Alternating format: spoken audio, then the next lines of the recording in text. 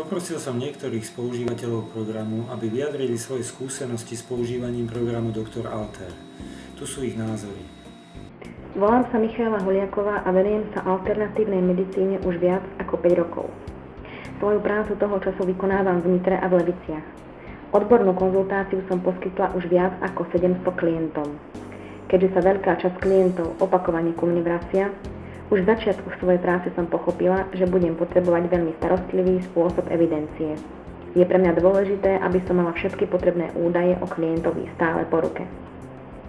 Dostala sa mi do rúk demoverzia programu Dr. Alter a s ním zistenie, že existuje aj niečo omnoho lepšie a využiteľnejšie pre moju prácu, ako je obyčajný evidenčný program.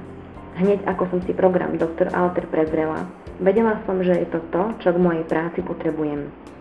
Dnes používam program Dr. Alter už 3 roky a môžem povedať, že moja práca sa výrazne zefektívnila, odkedy som zaviedla tento program do mojej praxe. Pomocou programu som si vytvorila nielen prehľadnú databázu mojich klientov, ale do elektronickej podoby som si previedla aj ich chorobopisy. Takto mám vždy k dispozícii presný prehľad o tom, kedy a v akých intervaloch klient u mňa bol, aký problém sme riešili a ktoré produkty mu boli odporúčané. Samozrejme od obdobia, keď som program začala používať, sa zmenilo a hlavne pribudlo veľké množstvo nových vecí a možností. Na tomto programe sa mi páči jeho široký záber. Nech sa venujete čomukoľvek z oblasti alternatívnej medicíny, vždy si v programe Dr. Alter niečo nájdete. A to, čo nepotrebujete, používať nemusíte. Práve v tomto je jedinečný v porovnaní s programami iných firiem, ktoré sú úzko zamerané len na jednu oblasť. Myslím si, že pri svojej práci využívam veľkú časť toho, čo tento program ponúka. To, čo používam najčastejšie, je čas fyzické príznaky. Tu si nájdem všetko, čo potrebujem vedieť. Ak mi napríklad klient ukáže určité miesto na tele, kde sa mu prejavujú symptómy, rýchlo a jednoducho si nájdem toto miesto v časti fyzické príznaky a hneď viem, ktorý orgán je za daný problém zodpovedný. Iná pre mňa veľmi užitočná vec v časti fyzické príznaky sú krvné skupiny a informácie, ktoré tam sú. Väčšina klientov, keď sa dá na očistu tela, rada k svojim bioinformačným a iným produktom doplní aj informácie o vhodnej úprave ich stravy. Vtedy im práve odporúčam úpravu stravy podľa konkrétnej krvnej skupiny, akú daný klient má, prípadne mu túto stravu zahrniem do odporúčaného riešenia a vytlačím. Veľmi mi vyhovuje, že od vzniku programu v ňom pribudlo veľké množstvo zaujímavých a užitočných vecí ohľadom stravy. Program ponúka aj návody na rôzne šťavy, bylinné čaje a odporúčania vitamínov a minerálov. Tiež mám veľké množstvo literatúry, kde si tieto potrebné návody a rady viem nájsť, ale je pre mňa oveľa praktickejšie mať ich priradené ku konkrétnej diagnóze. Nemusím teda pred klientom loviť v knižkách, pretože v programe Dr. Alter mám všetko prehľadne spracované. Odporúčila som tento program viacerým mojim kolegom a myslím, že každý z nich je spokojný. Pre mňa je v práci nepostradateľný. Od prírody som dosť opatrný človek a k diagnostickým metódám, ktoré sľubujú absolútnu presnosť a spoľahlivosť, zaujímam skôr rezervovaný postoj. Vo svojej praxi som mala možnosť oboznámiť sa s viacerými diagnostickými postupmi.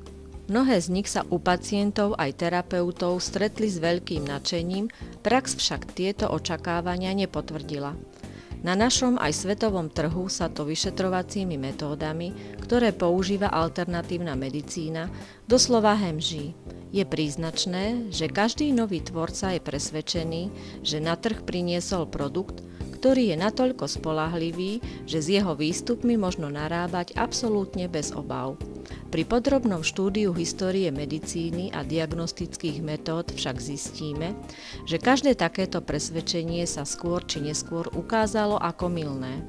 Úspechy boli vždy iba čiastkové a vždy bolo isté percento pacientov, u ktorých diagnostika zlyhávala. Niet dôvodov myslieť si, že to tak nebude aj v budúcnosti.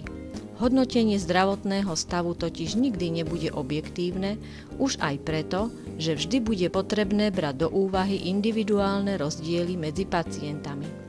Aj keby sa nám totiž podarilo úplne minimalizovať subjektívny prístup toho, kto diagnostiku vypracúva, stále treba mať na pamäti skutočnosť, že ľudia sa vo svojich charakteristikách neraz veľmi výrazne odlišujú. Keďže jediným zmyslom diagnostiky v alternatívnej terapii je pripraviť podklad pre úspešnú liečbu, niet pochýb o tom, že najdôležitejšie je, aby tento podklad bol čo najspoľahlivejší.